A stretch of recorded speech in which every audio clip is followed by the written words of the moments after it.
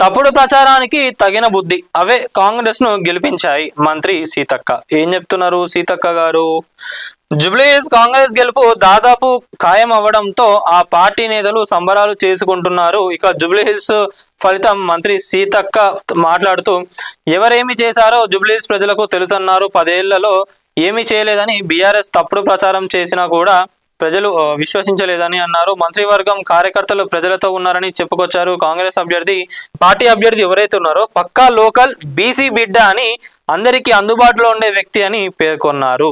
ఈ రోజు కాంగ్రెస్ ఈడ గెలిచిందంటే మెయిన్ ఏంటంటే బీసీ నినాదం పైన ఇంతమంది ఫైట్ చేస్తా ఉన్నారు కదా, బీఆర్ఎస్ వాళ్ళు కూడా ఫైట్ చేస్తా ఉన్నారు కదా, మరి మీరు బీసీ నాయకుడిని ఎందుకు పెట్టలేదండి? సానుభూతితో గెలుద్దాం అనుకున్నారా? సానుభూతి అసలు పని చేస్తాందా? ఎందుకు ఇవ్వాలి అసలు? మీకు బీఆర్ఎస్ పార్టీలో జూబ్లీహిల్స్ లో సీనియర్ నాయకులు ఎవరు లేరా? ఇక బీఆర్ఎస్ లో ఏదేం లేనట్టు పెద్ద మేమే తొందరగా ఇవ్వాలన్నట్టుగా ఇప్పుడే మేము డిక్లేర్ చేసేయాలన్నట్టుగా సొంతగా డిక్లేర్ చేసిండ్రు. ఏమైంది మళ్ళా? అసలు అవి రాజకీయాలేనా? సానుభూతి రాజకీయాలు మేము ఎక్కడ చేస్తలేమని అంటారు. మళ్ళా ఎవరు చెప్తున్నారు? గతంలో కూడా గెలిచిండ్రు అదే సానుభూతి రాజకీయాలతో గెలిచిండ్రు. కానీ ఏమైంది?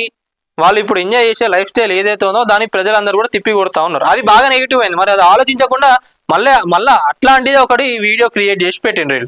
అది చాలా నెగిటివ్ అయింది. మళ్ళీ ఇంకోటి ఏంటిదంటే రౌడీ రౌడీ రౌడీ రౌడీ అని ఏదైతే చెప్పిండ్రో ఇక జనాలందరూ విసిగిపోయినరు. ఒక్కసారి రెండోసారి అంటే నమ్ముతుండేనేమో. మొత్తం ప్రచారంలో మొత్తం కూడా రౌడీ రాజకీయాలు నవీన్ యాదవ్ గారు అంటేనే రౌడీ అని చెప్పుకుంటా వచ్చిండ్రు. మరి ఏమైంది? ఆఖరకు మీరు చేసిన అరాచకాలు గత 10 ఏళ్ళుగా మరి మీరు వేసింది ఏందని చెప్పి జనాలు అందరూ అన్నారు. మీరు రాజకీయాలు చేయండి కానీ ఒక వ్యక్తి పైన ఇంత అరాచకాలు చేస్తామంటే కూడా ఎవరు కూడా తట్టుకోరు. నవీన్ యాదవ్ గారు కూడా నిన్న చెప్పిండ్రు. ఏం చెప్పిండ్రు? ఎలక్షన్లు అవి గెలిచినాక నాకు కవిత గారితో కానివ్వండి, కేటీఆర్ గారితో కానివ్వండి, వాళ్ళు మంచిగానే మాట్లాడుకుంటున్నాం, మేము మంచిగానే రిసీవ్ చేసుకుంటాము, ఏదన్నా కలిసిన ఏడున్నా నమస్తే అని చెప్పుకుంటాము.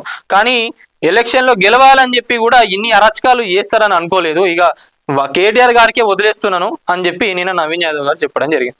ఇంత ఎలక్షన్ల అయినప్పుడు కాంగ్రెస్ పార్టీలో ఉన్న నాయకులు ఎవరైనా కూడా ఇంత గలీజ్గా పాలిటిక్స్ చేసిండ్రు అనేది ఒకసారి ఆలోచించుకోండి.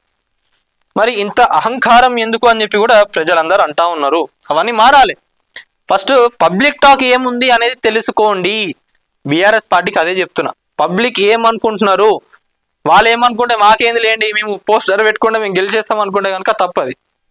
ఒక్కసారి పార్టీలో మీరు నాయకులందరూ కూర్చొని ఎట్లా చేస్తే బాగుంటుంది, మళ్ళీ వచ్చే ఎలక్షన్లలో ఎట్లా గెలవాలి ఏందనే దానిపైన ఆలోచించండి. ఇక్కడ చెప్పిండ్రు మీరు ఎన్నికలలో ఓడిపోయామని నిరాశ లేదు, బలంగా తిరిగి వస్తామని చెప్పి చెప్పడం జరుగుతున్నది. బలంగా కాదండి, ఫస్ట్ పార్టీని స్ట్రెంథెన్ చేసుకోండి. పార్టీలో ఉన్న నాయకులు ఎవరైతే పార్టీకి పనిచేస్తామనుకుంటారో వాళ్ళని తీసుకురండి.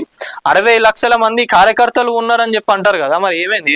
వాళ్ళందరూ ఏరి కొంచెం తెలివిని ఉపయోగించండి. బలంగా కాదు కానీ తెలివిని ఉపయోగించుకొని పార్టీ కోసం కష్టపడ్డోళ్ళు ఎవరు ఉన్నారు, టైంపాస్ కోసం వచ్చేటోళ్ళు కాదు, పైసల కోసం వచ్చేటోళ్ళు కాదు, పార్టీని నమ్ముకొని ఎవరున్నారు ఏందన్న దానిపైన ఆలోచించుకొని ఆ రకంగా మీరు పార్టీని స్ట్రెంథెన్ చేసుకోండి. కేసీఆర్ గారి ఫోటో చూపిస్తే ఓట్లు వేస్తారు, లేదా మేమేదో ఇక్కడ మొత్తం మ్యాట్రిక్స్ లైటింగ్లు పెట్టి డీజేలు పెట్టి పాటలు పెట్టి వీళ్ళందరితో డ్యాన్స్ లేపించి కేసీఆర్ గారి గురించి చెప్తే ఓట్లు వేస్తారు. ఇదంతా కాదు. జనాలకు ఫస్ట్ పబ్లిక్ టాక్ ఏముందో, పబ్లిక్ ఏమనుకుంటున్నారు అనే దానిపైన దృష్టి పెట్టి దాని పరంగా పార్టీలో ఉన్న నాయకులను కానివ్వండి, పార్టీ సిద్ధాంతాలన్నీ కూడా మార్చుకోండి ఫస్ట్ ఆఫ్ ఆల్. ఇది జనాలు అంటున్న మాట. సో ఇదే మొత్తానికి అయితే మంత్రి సీతక్క గారు కూడా చెప్తా ఉన్నారు. ఏ చేసినా కూడా కాంగ్రెస్ ఇచ్చిన సన్నబియ్యం పథకం కానివ్వండి ఏదైనా కూడా జనాలందరూ దాన్ని స్వీకరించారు కాబట్టి ఈరోజు ప్రజాప్రభుత్వం అక్కడ గెలవడం జరిగిందని చెప్పి సీతక్క గారు చెప్తా ఉన్నారు.